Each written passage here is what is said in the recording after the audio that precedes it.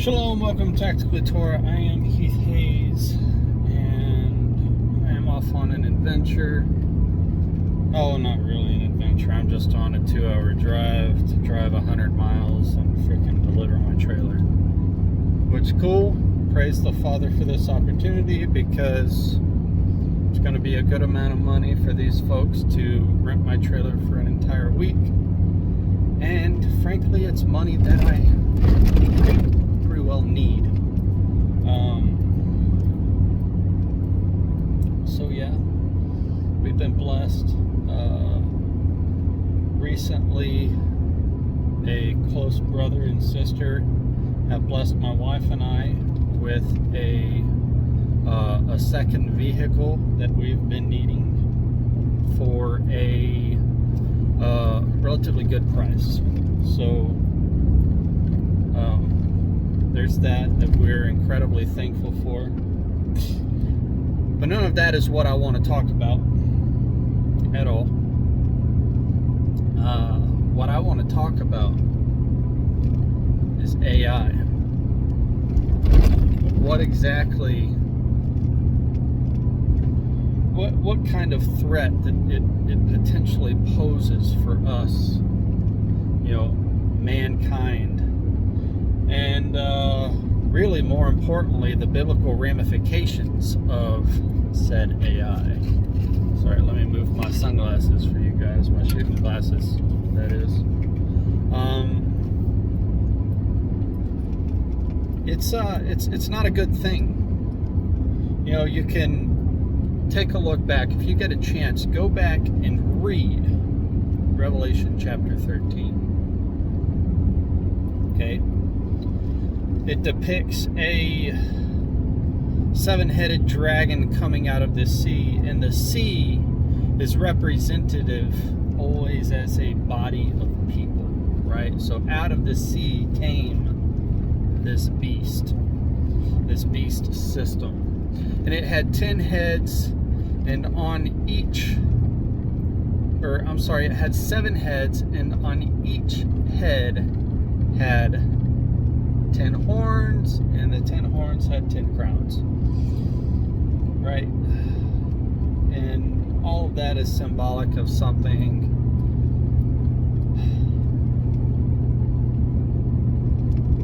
Let's talk about worship, because I'm going to circle back around to that beast. When you take a look at Torah, the Hebrew people, what was the first thing that they did when they were brought into the wilderness? First thing they did, Moshe, he goes up onto the mountaintop, speaks to the Father, and the people are like, hey, Aaron, make for us a golden calf that we might worship the Father. They needed an image. They needed something to worship the Father. So, Aaron does exactly that. He goes, he makes a golden calf. They cut down wood, carve it into a calf, and he overlays it with fine gold. And they stand it up in the center of the congregation, and men and women begin to worship this idol. That's no bueno, because shortly thereafter the Father gets pissed, sends Moshe down the mountain, and basically the earth swallows up 3,000 men and women. 3,000 In a people. quarter mile, turn right onto East 2nd Street. Like that. Why? Well, I mean, we can talk about Christmas and a lot of different things, but really what it all boils down to is they said, Aaron, make for us an image that we might worship the Father. So you might think to yourself, okay, that pissed the Father off. Why? Because you're to have no graven image before him. That's interesting. Well, anyways, all you folks out there, all you folks out there who are saying, oh, well, I celebrate Easter and I celebrate Christmas, but that's not what it means to me. It doesn't matter what it means to you. It only matters what it means to the Father, right? See, because their Continue intent, for 8 miles. their intent was to worship the Father through that graven image. and it pissed the Father off. It doesn't matter what it means to you. It matters what it means to him. Well, anyways, I'll digress from that. You see countless times all throughout Scripture where the people, they whore amongst the nations and they choose to worship things that are made by man's hand.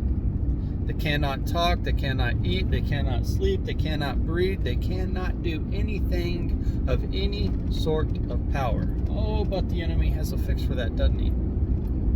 He's got a fix for it. It's called AI. Because it's something that is made by man's hand, and oh, by the way, it can talk.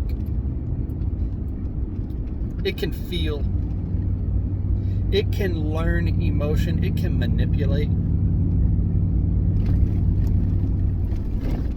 It can do all of these great and wonderful things. And oh, by the way, who can war against this? You know, they're already talking about giving their power over. It's not an accident that AI is all of a sudden on the national stage. It's not an accident. Out of the sea comes this beast. And the world leaders and powers, they willingly give their power over to this beast, this AI. And I'm not saying that AI is it. There's a lot that needs to be proven, a lot that needs to come to pass. But I'll be damned if it isn't looking like it. It's looking a lot like the beast system. We're well on our way. Oh, by the way, the SEC just wrapped up a case. Can't say they wrapped up the case. Judge Torres ruled against the SEC, the Securities and Exchange Commission, for those of you who don't know, ruled against the SEC in stating that a cryptocurrency by Ripple Labs called XRP is not a security. What did that do?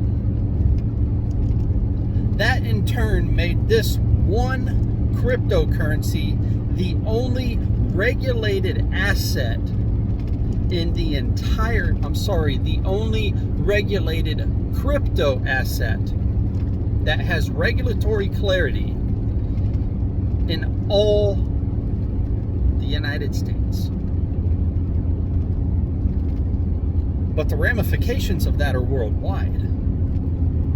See, because the Bank of America has been talking for more than 6 months about how when this case is over, and by the way, that case ended yesterday, July 13th, 2023, for those of you who are wondering. That case ended July 13th, 2023. So yeah, now XRP is the only cryptocurrency in the United States that has regulatory clarity based on our justice system, our legal system.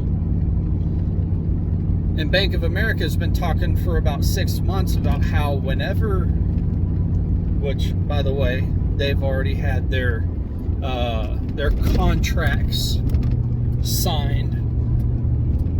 Ripple Labs has with prominent world banks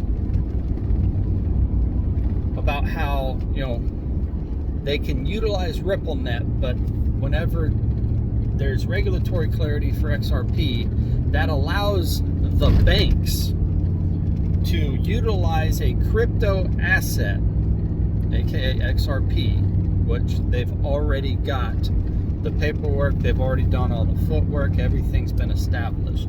They have the contracts in place already.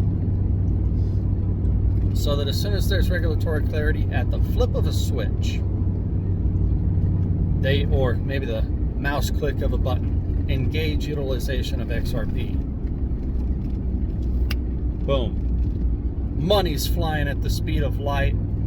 Now the SWIFT system is no longer a thing. It's not in play, because money doesn't have to be expensive to send anymore, because it can be liquidated, or rather have liquidity on demand. Oh, by the way, we've been in a liquidity crisis on a worldwide economic level. What's been the issue? Liquidity. The banks have no liquidity. They've loaned out all the money. Whenever a bank takes in any loan or any amount, you put a deposit in the bank. Say you put a deposit in the bank of $100,000. You know how much that bank is required to keep of it now? It's supposed to keep at least 10%. Do you think they do that? No, they don't. Most banks loan every bit of that money out. Why? So that they can make money off the profits. They trade it. They make more loans. They loan that money out, so on and so forth, so that they can make money on the interest of it, of the money that you trust said bank to hold on to, right? We all do it. It's a silly game we play. But oh, hey, by the way, this AI system, this freaking crypto system, there's a lot that goes into it, a lot that ties together here. This is very, very broad brush strokes, right? It's about to change all of that. I would submit to you that, maybe potentially this weekend,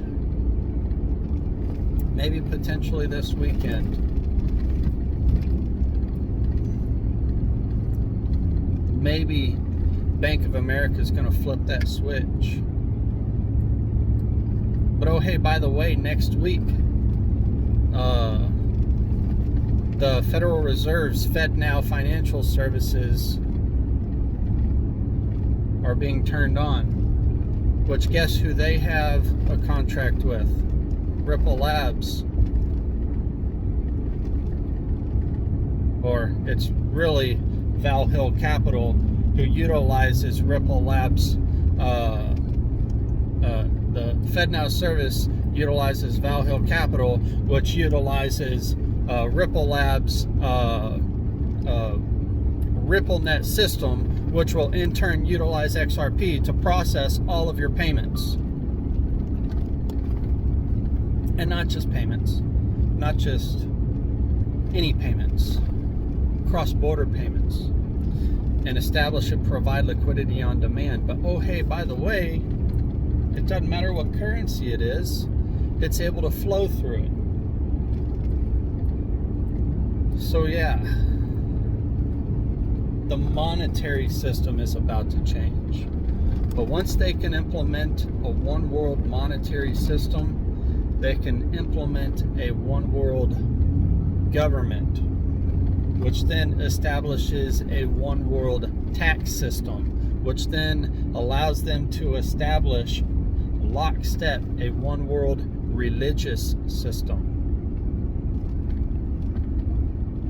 And they will teach and tell mankind to bow down and worship this system, this beast that man has made. And oh, but who can war against this great beast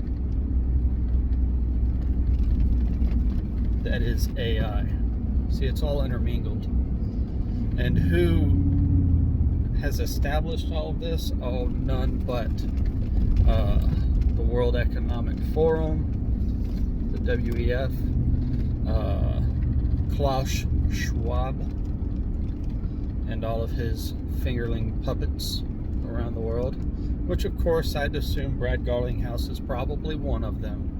You know, Brad Garlinghouse is the CEO of Ripple Labs. Now don't get me wrong, I invest in crypto. Why? Because I think it's wise to do so. Utilize the systems that the world has in place in order to profit from them. Onto Huntington Avenue. I'll say that one more time. Utilize the systems that the world has in place in order for you to profit from them, so that you can further set yourself apart from those with those prophets or via those prophets, further set yourself apart from the systems that this world has established. Turn left onto Huntington Avenue. If we can just set ourselves apart, be beholden to no man, be free. In a quarter mile, turn right onto US Highway 71 South. To pursue happiness, to be free, to worship whom we will, which I worship none other than the God of Abraham, Isaac, and Jacob. Yahweh, my Messiah, is Yeshua. He is the one and only begotten Son of the Most High living God.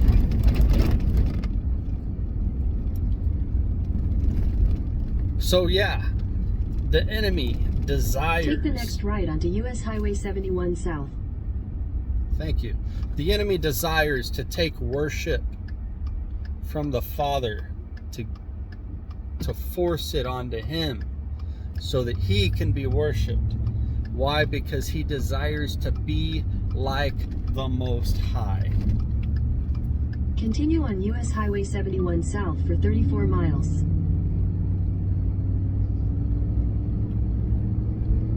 Who is like our God? Well, guess what? He's saying who.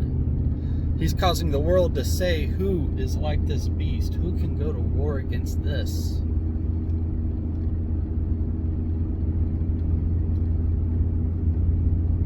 Who can fight?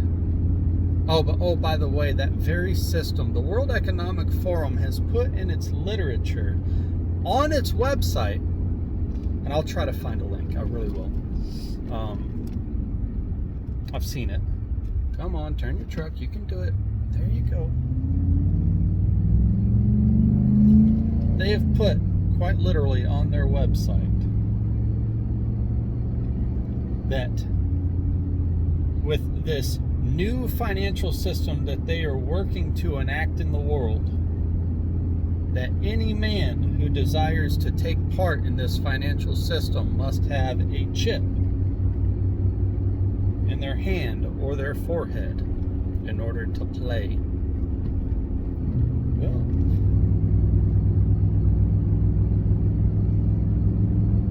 sorry, this guy wanted to pass me and then realized that a car was coming the other way, so he slowed down. But I slowed down so that he could pass me. Oh, why can't? And by the way, the speed limit's 45, and I was doing 45. Now it's 55, and I'm going to do 55. You know, because that's the law, right? And I bet you, as soon as there's an opportunity, he's going to pass me. But that's besides the point. Anyways, the entire point is, the enemy wants to be worshipped. We are very close to the end of the age. And who are the saints? Those who maintain the testimony of Yeshua. Meaning we believe with all of our heart, soul, mind, body, and strength that he is the one and only begotten Son of the Most High living God. And there is no way to the Father but through him. That whoever would believe would have everlasting life. Right? Oh, but we have three witnesses in Revelation. 12:17, 14:12, and 22:14 all say this. That these are they who maintain the testimony of Yeshua and would guard to keep his commands. That's the qualifier. It's not just enough to believe, but we must obey. It's not just enough to obey, we must believe. But see, belief or even obedience, if it's not perpetuated out of love for the Father, it's meaningless. See, because even the demons believe and they shudder, but they refuse to obey. And there are a lot of people who keep and obey the commands of the Most High, but refuse to believe that Yeshua is the Messiah. I'm sorry, I think I said a Messiah. I mean the Messiah.